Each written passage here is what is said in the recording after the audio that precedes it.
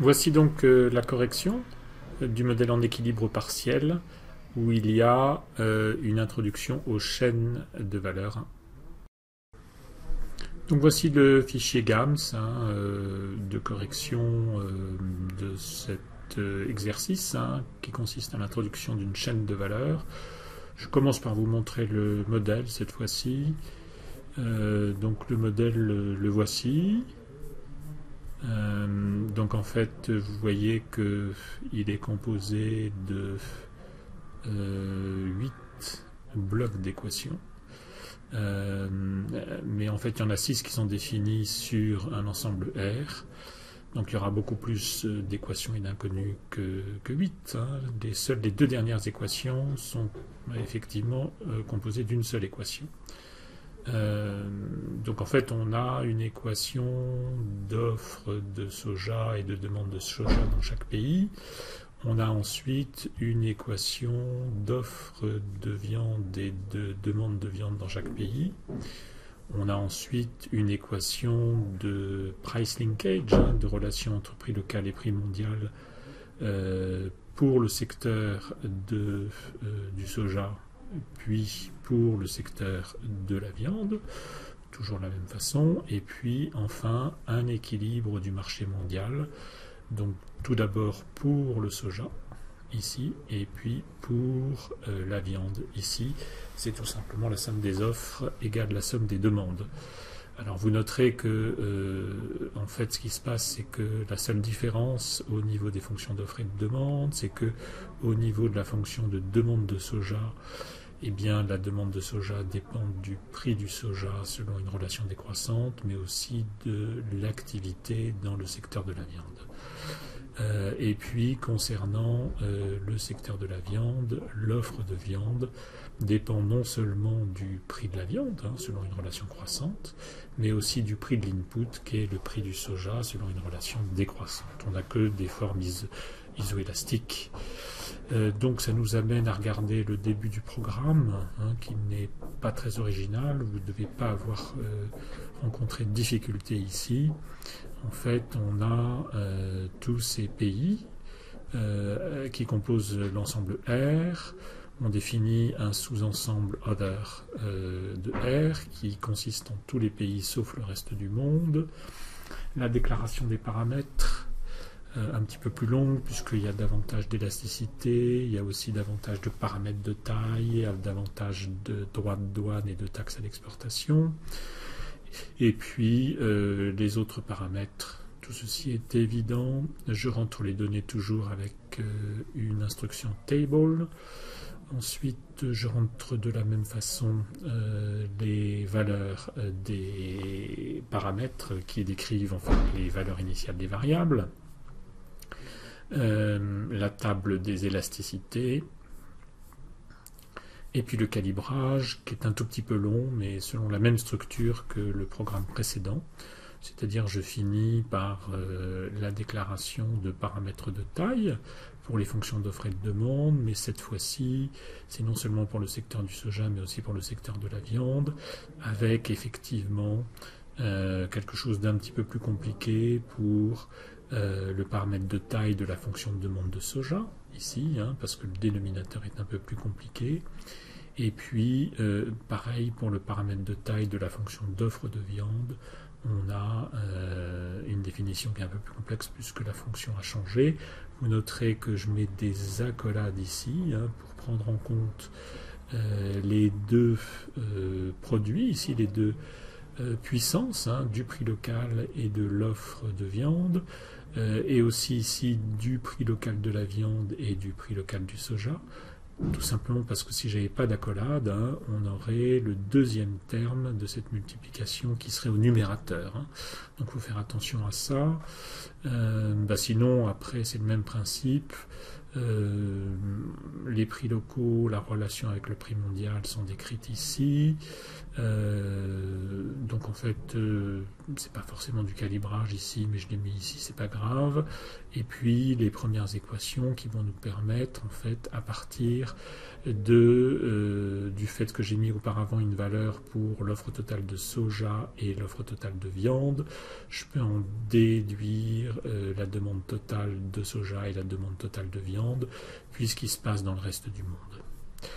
Voilà la déclaration des variables, l'initialisation des variables, la déclaration des équations, le modèle. Je donne un nom au modèle et je spécifie que ce modèle inclut toutes les équations qu'il y a dans le fichier. Je fais un premier solve en utilisant bien évidemment CNS car c'est un système carré. Je fais un premier solve qui va me permettre de vérifier que l'infaisabilité initiale est nulle. Et puis le choc. Voilà. Alors le choc, vous voyez que j'ai pas mis tout, en fait, les taxes égales à 0 puis un solve. Je l'ai fait en 1, 2, 3, 4, 5 fois. J'ai découpé le choc tout simplement pour que, en fait, il se fasse progressivement. Il passera mieux comme ceci. Et donc je fais d'abord un choc dans le secteur du soja, puis un choc dans le secteur de la viande. Donc ça c'est pour le choc de libéralisation totale. Et vous noterez même que j'ai été obligé ici de découper l'annulation des droits de douane à l'importation dans le secteur de la viande en 2 fois. Donc je divise par 2 les droits de douane à l'importation dans le secteur de la viande. Je demande un solve et puis j'annule ces droits de douane. Donc je suis obligé d'annuler ces droits de douane en 2 fois, tout simplement parce que sinon le modèle a un petit peu de mal à passer. Voilà. En fait, les paramètres, je demande tout simplement un peu plus de paramètres, puisqu'il y a maintenant 2 secteurs.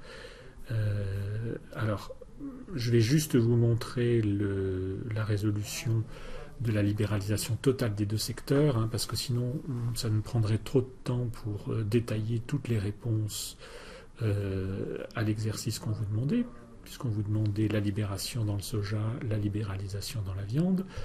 Donc ici je me retrouve dans le process window, alors il y a beaucoup plus de solve, hein, c'est normal, et vous voyez qu'ici je suis dans le process window tout en haut, et je regarde le premier choc.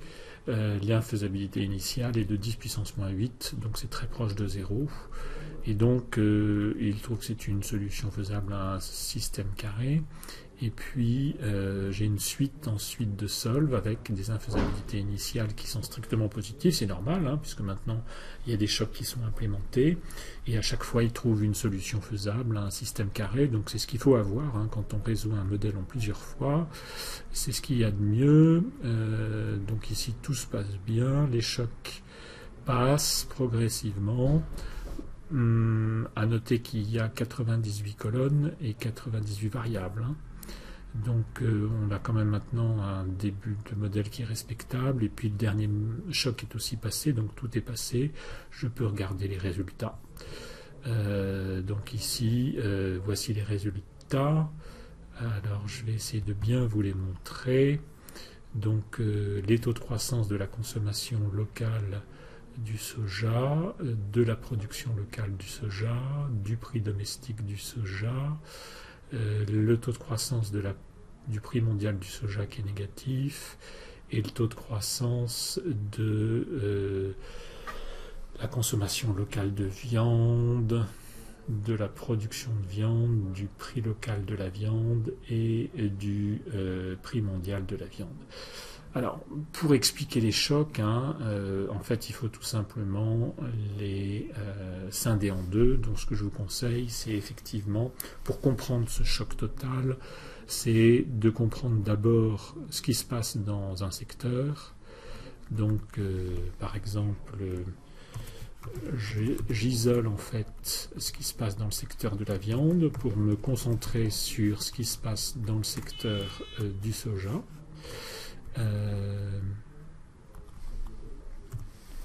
Même ce que je vais faire, c'est que je vais uniquement, par exemple,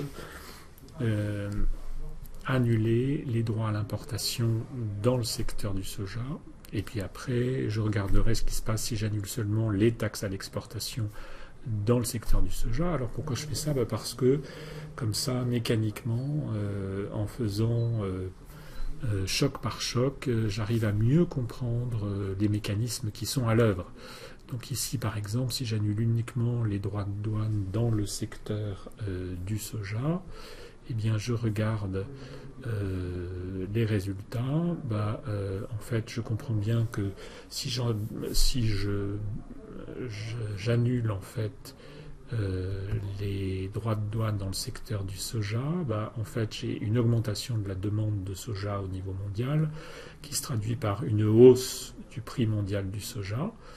Et puis, on comprend à ce moment-là l'évolution des prix locaux, puisque, par exemple, dans les pays qui ne changent pas de politique, eh bien, l'évolution du prix local est égale à l'évolution du prix mondial. Par contre, s'il y a un droit de douane, ça va modifier le partage entre variation du prix local et variation du prix mondial. Et puis, si on comprend l'évolution du prix local du soja, on peut comprendre l'évolution de la consommation locale de soja et de la production locale de soja. Mais notez que si j'ai une évolution positive du prix mondial du soja, je sais que à ce moment-là, c'est le prix de l'input pour l'activité dans la viande. Donc, la production de viande est décroissante avec le prix de l'input, le prix du soja. Donc, effectivement, je comprends à ce moment-là l'évolution de la production locale de viande et à ce moment-là, je peux essayer d'expliquer ce qui se passe au niveau du prix mondial. Donc, ce que je vous conseille, c'est véritablement de fonctionner comme ceci, c'est-à-dire de séparer les chocs pour voir quelles intensités ils ont sur les différentes variables afin d'expliquer ce qui se passe quand tous les chocs se cumulent.